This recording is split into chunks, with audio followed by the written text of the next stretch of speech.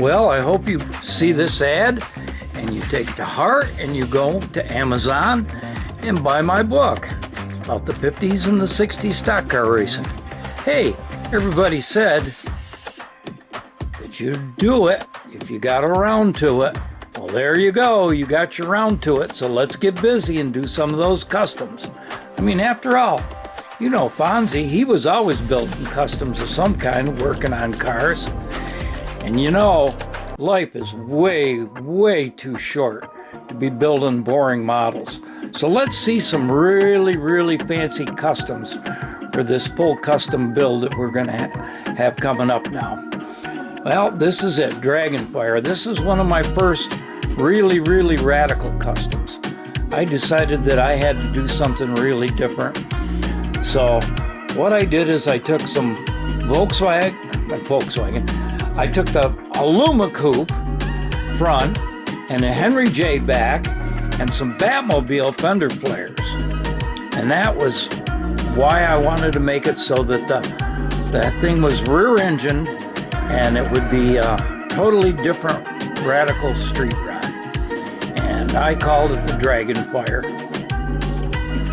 Well, the next one is going to be really interesting.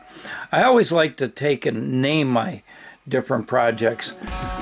This one, it's called Allosaurus. Allosaurus means a different type of lizard. So let's see what I did in this. Now it's got a couple little bumps on the front fenders, and that's what gave me the idea of being an Allosaurus. And I had to do some real radical stuff. This actually started out as a 56 T-Bird, and it's had everything added to it. Fender flares on the sides.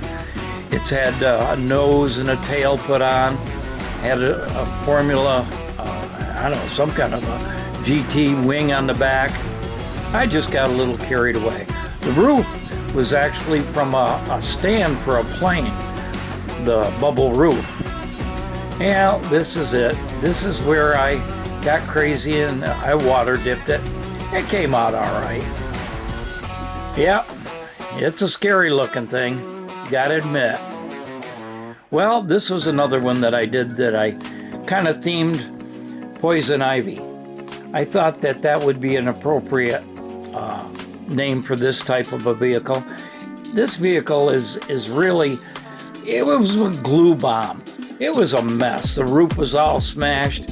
So I had to do something really radical. And it kind of represents the Letty's car show that I always used to go to in Parsippany, New Jersey, Labor Day. And that they had so many different types of old radical Mercury's, Customs, and it was a great car show. Sadly, our age group is wound down and the car show's not what it used to be anymore.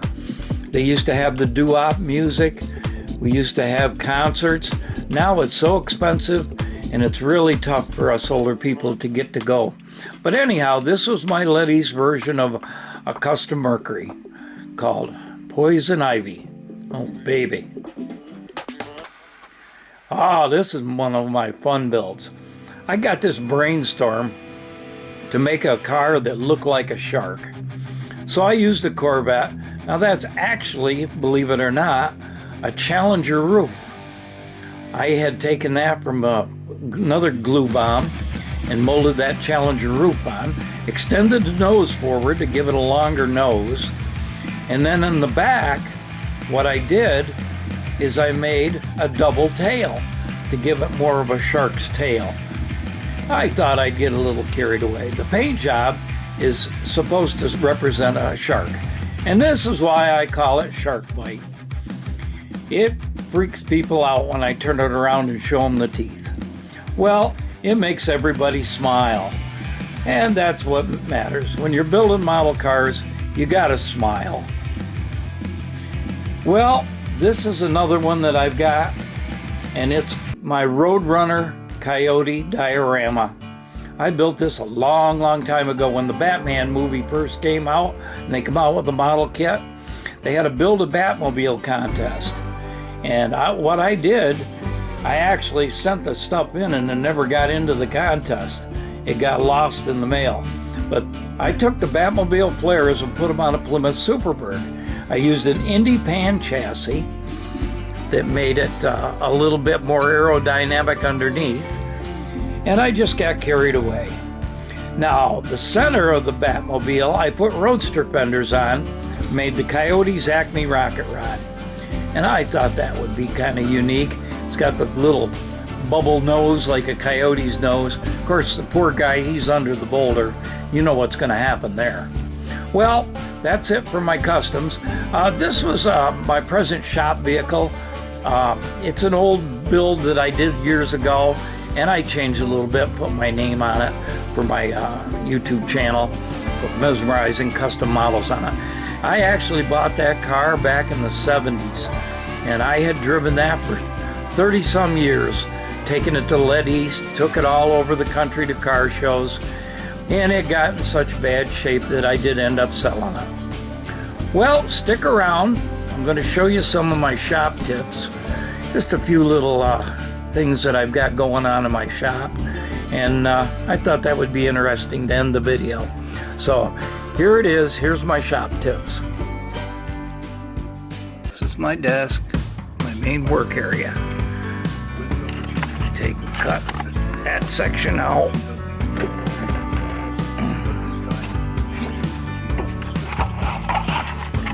And put a new clean piece in.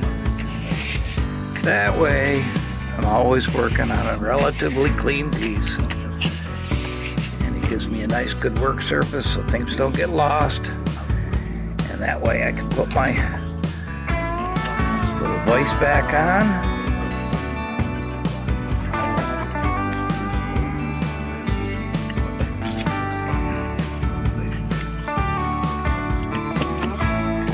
Another small vise that I use, and that helps me hold things. This is my little tower that I've got.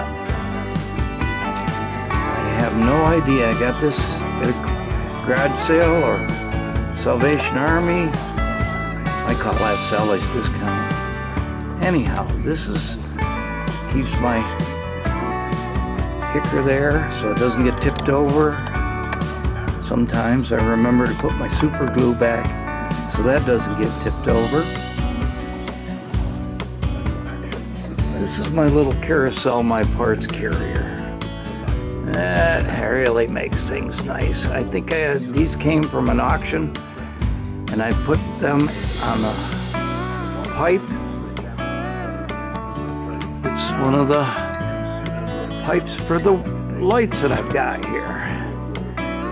And it really works nice because I can spin it around, find what I need, and the projects that I'm working on at the present time, I can keep parts separated. Well, that gives you just a rough idea. I've got all sorts of little storage space here, and that's about my world right here. I don't have much of anything else. The only other thing I've got is my paints. That's about the only space I have. I have a little workspace right here. You see my Camaros that I'm working on. My USAC Camaros. And it just gives me a little small area that keeps me out of trouble. Believe it or not, this desk that's here, that was a desk I had when I was 16. And this little storage desk under here, that I had since I was a kid. And I've saved them all these years for working on my models. Well, there's my paint brushes, some of my paints. This is my world right here. It's a mess, but it's worth using.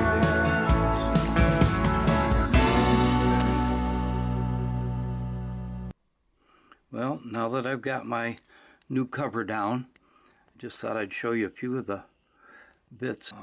These bits that I have are really important. You can get those at a machine shop. You might find an area somewhere in your community that has industrial equipment like Fastenal or one of those type of places, and they might carry these little mills, and these are really good to do small delicate stuff.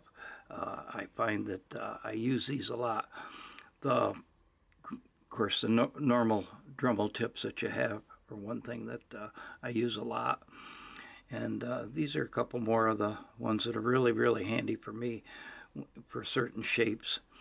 This is something I've had for a lot of years, and I really have no idea where I got it, and I have yet to find another one like it. This is so much smaller, and I'll show you the one that comes at Harbor Freight. These have a large bolt on the end of them, and they're really, really not very good. I find that they're out of balance a lot, and they really, really are not as good. And I wish I could find more of these real small ones. Those saws are really so helpful in what I do. Well, that's some of the stuff. This is one of my Dremels I use for the smaller pieces. This is the Harbor Freight Dremel. It's a Bauer. Can't see that, it's upside down, but this is a small one. And I found that this is so much easier for me to work with. My hands don't work like they used to, so I really have had good luck with this Dremel. It does have a very slow speed stall, and it will stall, but it really is a lot better than a high speed Dremel.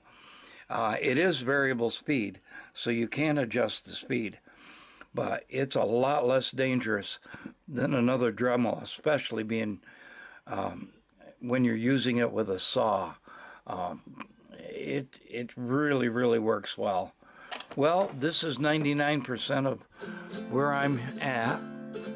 Here's my cluttered mess for the USAC builds. I'm doing two Camaros, 169 and 160. Well, it was a 67-68. They actually used the 67 and redid the front end to make it a 68. And Penske Camaros have a really crazy history on how they acid dip the bodies, and how they did a lot of the things that cheated the rules, drooped the front nose pieces, and anyhow, it's really interesting.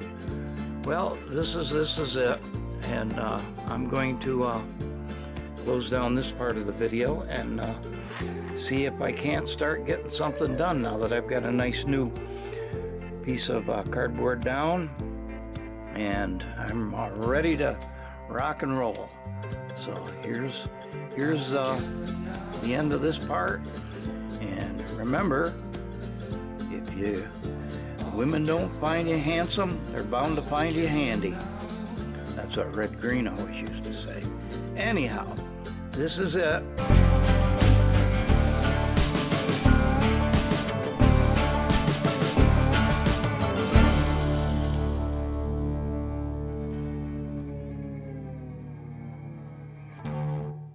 Jesus says, "Beloved child, if you're feeling lost or alone, this message is for you. Today, a gentle whisper of hope will touch your soul. My love is about to wrap you in its warm embrace, and joy is on its way. Open your heart and welcome it with a smile. This moment of connection isn't by chance, it's a divine appointment. Your season of sorrow is ending as a new chapter of blessings begins. I have ordained happiness for you, my precious one. As you rest tonight, let my love guide your dream.